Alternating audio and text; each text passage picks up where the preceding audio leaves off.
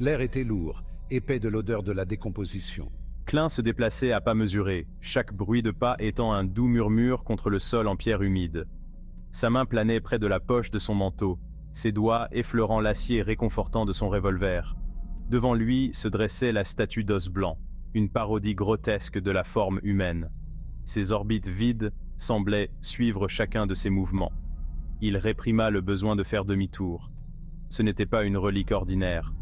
Le miroir médiumnique, dont la rumeur prétend qu'il permet d'entrevoir le monde des esprits, serait caché à l'intérieur. Un tel pouvoir attirait le danger, Klein le savait bien. Pourtant, la récompense potentielle l'emportait sur le risque. Il tendit la main, sa main gantée tremblant légèrement. L'os était froid, presque gras, sous son toucher. Un frisson lui parcourut l'échine. L'air se fit plus froid, le silence plus profond. Les ombres autour de lui semblaient se tordre et se déformer. Klein poursuivit son chemin. Il était allé trop loin pour faire demi-tour maintenant. D'une voix profonde, il commença à réciter les paroles rituelles, sa voix résonnant étrangement dans le silence. Une soudaine sensation de picotement à l'arrière de son cou le fit s'arrêter. Un danger. Il pouvait le sentir. Une vague palpable de malice le submergeait. Lentement, il leva la tête, ses yeux scrutant les ombres qui s'accrochaient au bord de la chambre. Une silhouette se matérialisa dans l'obscurité. Une femme drapée d'ombre. Son visage, pâle et décharné, était encadré par de longs cheveux noirs. Ses yeux, deux braises ardentes, fixaient Klein avec une intensité effrayante. Madame Charon, la nécromancienne tristement célèbre, dont on dit qu'elle contrôle les esprits des morts. Klein jura dans sa barbe.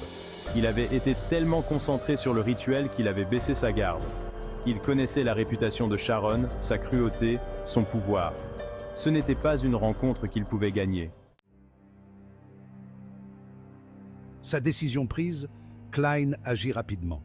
Il interrompit le rituel, sa main se précipitant vers sa poche.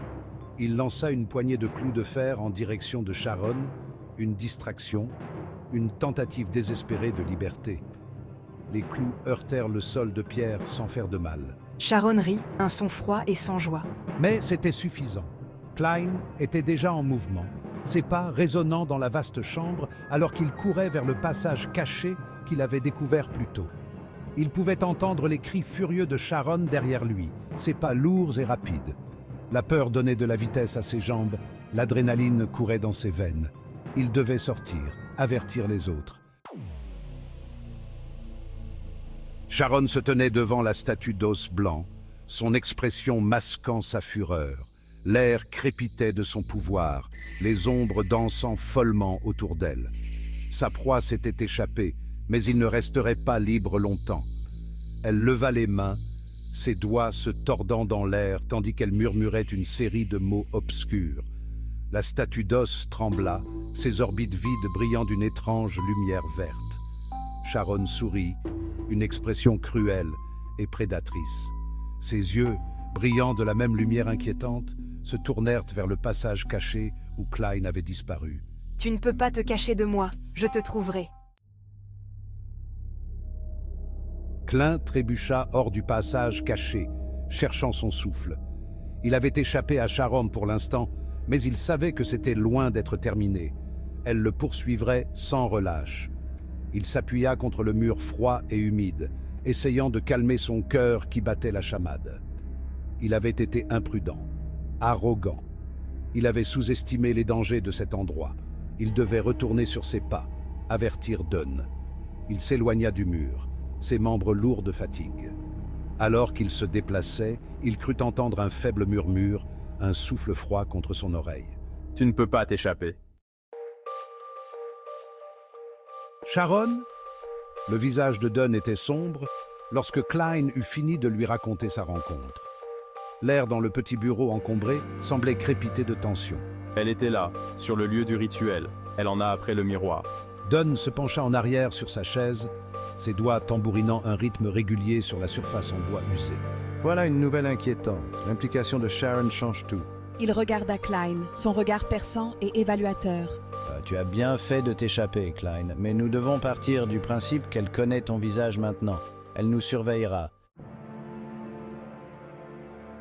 Nous devons agir vite, dit Dunn en se levant de sa chaise. Plus le miroir reste sans surveillance, plus le danger est grand. Quels sont vos ordres? Nous devons rassembler les autres, dit Dunn, le regard fixé sur une carte épinglée au mur. Nous affronterons Sharon directement avant qu'elle ne puisse s'emparer du pouvoir du miroir. Un plan dangereux, Klein le savait, mais il n'avait pas d'autre choix. Le sort de la ville, peut-être du monde, était en jeu. Il allait de nouveau affronter Sharon cette fois. Il serait prêt.